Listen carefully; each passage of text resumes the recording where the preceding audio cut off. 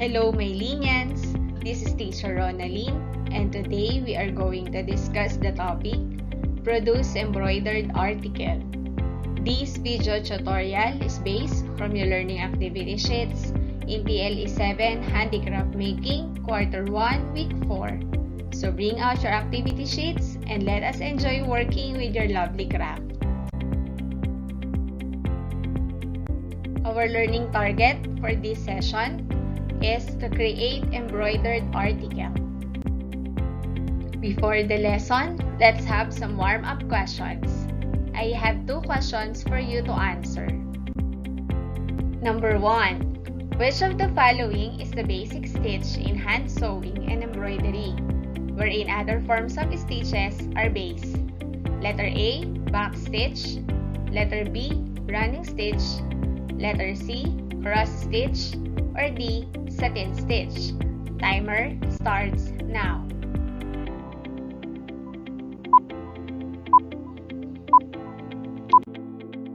Fantastic! The correct answer is letter B, running stitch.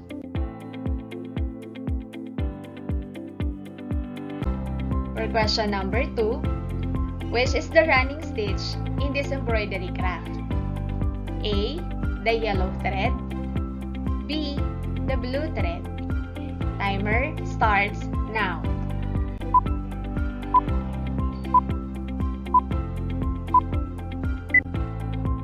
Correct! The running stitch in this embroidery craft is the yellow thread.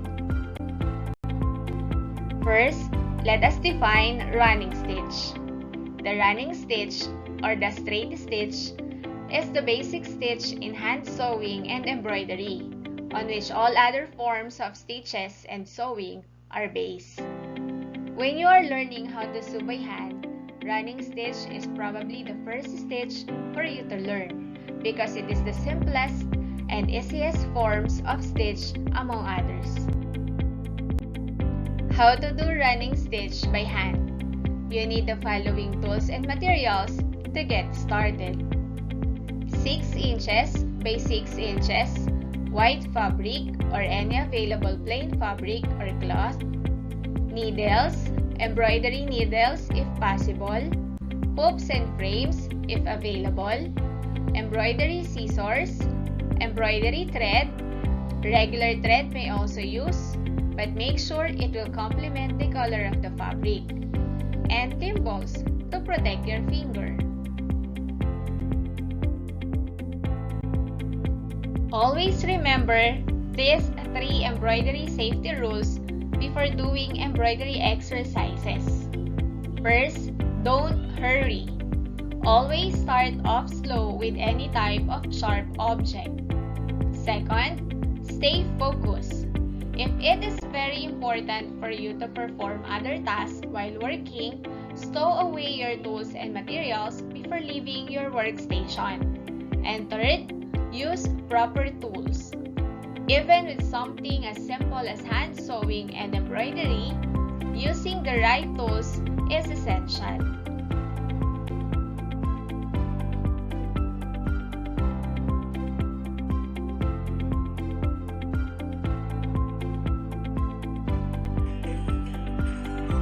These are the step-by-step procedures in making running stitch. It uses letters A, B, and C as marking points, wherein A is the starting point. For step 1, insert the needle out at point A.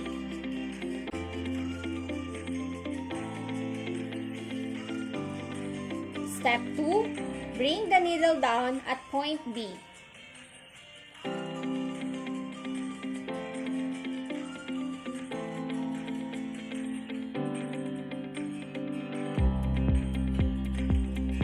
Continue steps A and B, working from right to left to make several running stitches.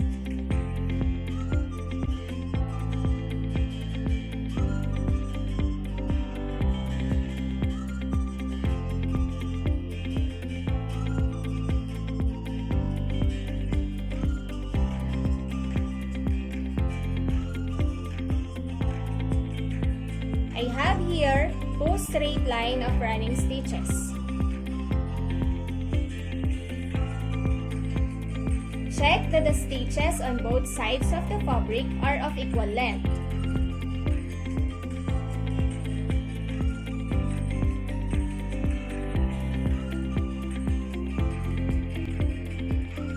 I have here example of an embroidered article with my own design. There you have it, the running stitch. Make sure to use the same color of thread as the fabric if using the stitch for seaming the sides of the fabric.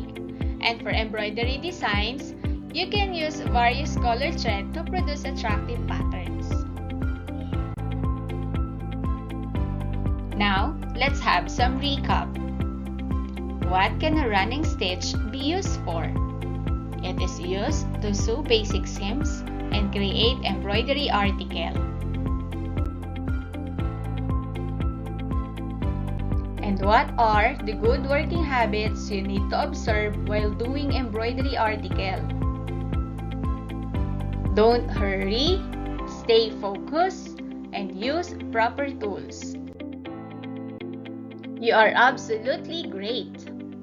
Now you have learned the steps in running stitch. You can do your task for engagement part on your activity sheets. Remember not to write anything on your activity sheet. Write your answer on a separate long band paper. Now, let's practice the running stitch. For engagement activity number 1, as you can see, there are several dots. Draw the image in your activity sheets. After you copy, connect numbers 1 and 2 for you to create lines just like running stitch. For engagement activity number 2, you are going to create running stitch on 2 straight lines on fabric.